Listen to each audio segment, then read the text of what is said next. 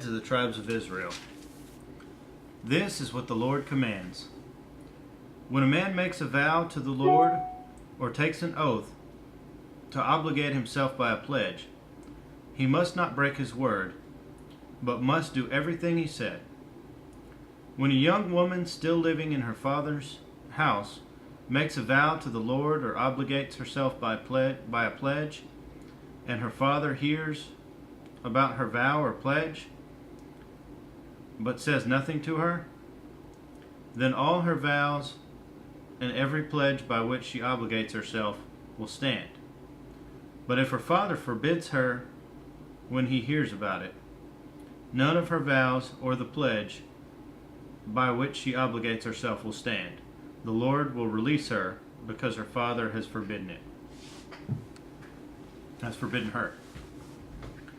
If she marries after she makes a vow, and after her lips utter a rash promise by which she obligates herself, and her husband hears about it, but says nothing to her, then her vows or the pledge by which she obligates herself will stand.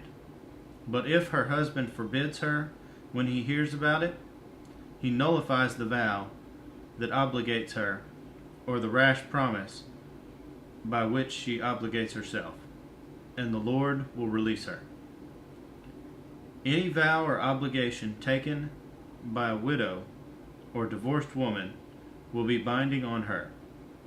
If a woman living with her husband makes a vow or obligates herself by a pledge under oath, and her husband hears about it and says nothing to her and does not forbid her, then all her vows or the pledges by which she obligates herself will stand.